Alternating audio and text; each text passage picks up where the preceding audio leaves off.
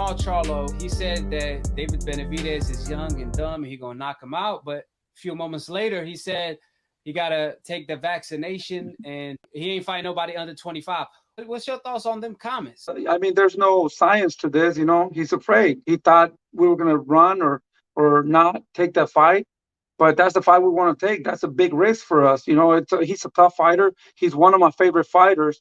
And I love seeing them. You know, every time they fight, I watch their fights. They hit hard. They're super good fighters.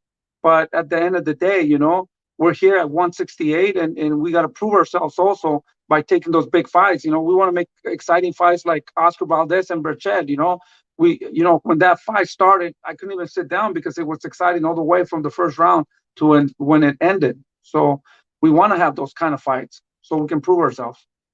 Right. And me personally, I thought he was playing when he said that at first, but then he said on another live, he said, what's wrong with the vaccination demand? So it leads me to believe he's serious. Like, he's not joking when he says David Benevidez needs to take the vaccination, but it's a demand we never heard before. Yeah, have you heard that Top Rank, their last show was, that's it. That was the last bubble. That's it. No more. You know, the next shows are not going to have the bubble anymore. So I don't see a problem. Why not make that fight? Let me tell you something interesting too.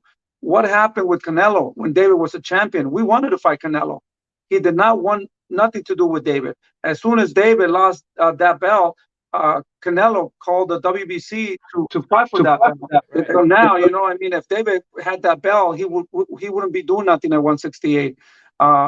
But, you know, there's another problem right there, you know. I mean, if David's so easy and it can't beat him and he's very easy to beat, why not make that fight? I think that would be a very interesting fight, fighting David Benavidez with those top fighters. So let's make these fights happen, man. Yes, sir. There's no secret. David Benavidez is the boogeyman for sure. Now, Jermall Charlo, he said that he was going to move up to 168 to fight Canelo and even to fight David Benavidez. That's what he said last year. But all of a sudden, a month ago or a couple weeks ago, he said, I'll fight David Benavidez at a catch weight. I'm not a 160 pounder. What's your thoughts on him now wanting to fight your son at a catch weight? You know, this fight, David has no problem doing 168, and we'll show it on March 13. We could definitely do a catch, you know, but, you know, we could go 3 pounds or 2 or whatever, you know. I mean, if he's really serious about it, but this guy is a clown, you know. I don't think even if we do that, you know, he's going to try to look for other excuses, you know. Let's make this happen, man. Charlo, if you're watching, let's make this fight happen, man. It's going to be an interesting fight, man. There's going to be no losers in this fight.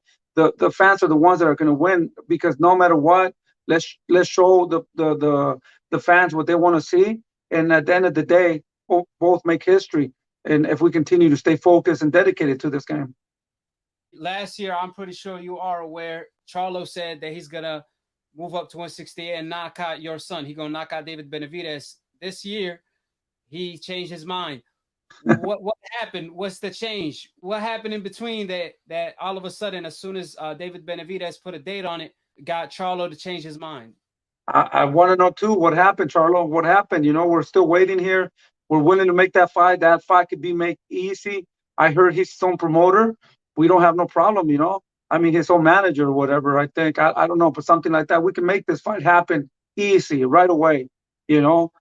Imagine this fight could be a big fight, and would definitely, the winner would definitely get a chance to fight Canelo. Yeah. It look like me ducking somebody. You know what? How am I ducking? Hey, how am I ducking when I said just go get the vaccination? Just get the vaccination. Get this vaccination, I'll fight. Hey, pilot, I'll fight whoever. You heard? we ain't ducking nobody. That's what's up. Hey, I'm thinking about going up to 68, bro. Go up there. Shit. I know, but I always think about you. Like, you my dog. Like, I don't want to. Man, I'm not gonna be there. This is my last year, man. All right, bet. I'm just trying to get the okay. Hey, I just want the okay. So man, right go up there and take that over. I don't give a fuck about that, man. All right, bet. So it's okay for me to go to 68? Huh? You said what? It's okay for me to go to 68? Go to 68.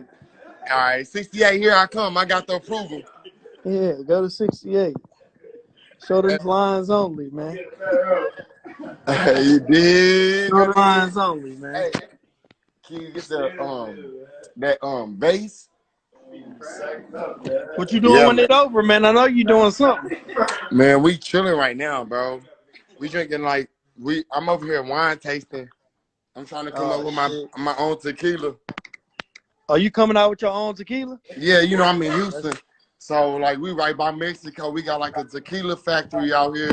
Yeah, so I'm about to come up with my own tequila and joint. But I'll be getting some of that. I'm gonna have you stacked up, don't worry. Yeah, I'll be getting some of that. I'm on some boss shit, feel me? Hell yeah. I'm coming out with my own 42. Man, hey. I'm gonna drop this soon. Yeah, hell yeah, man. I was just checking in with you. How your family? Man, everybody doing good, bro. What about yours? We good, man. We good. We staying safe, man. Just back and forth. All right, well, if we don't get that rematch with Benevidez, I'll take it. He ain't gonna give me that rematch, man. I think he gonna give it to you. He got no choice. I'm telling you, man. I was gonna give it to him. He give me that rematch, bro. He know he won't. That's why he fought somebody else. Like, why wouldn't you take the rematch back to back? Like you know. So he should be walking around in his own brand by now. Yeah. And all that shit. I'm the champ at middleweight. I'm not like the, you know what I mean? Man, they keep asking me. I'm like, that's not even like the niggas. You saw what happened to Lubin when my brother fought him? He was too young. He don't get it. We're gonna show him. Man. So let him keep talking that come up to 68 and whole game up. Go get it. Take that shit over. Badu, my nigga. Look, hey, Badu, if your fat ass can come down to 68, we gonna get that work. Man, take the 68 over. I don't think Badu can make that shit. You going up to 75 anyway. They don't get it. You. Man, I ain't out of this shit. I'm gonna go start selling weed. Hold it. You're not that pretty. I'm a bad man. Wait. I shook up the world. I shook up the world.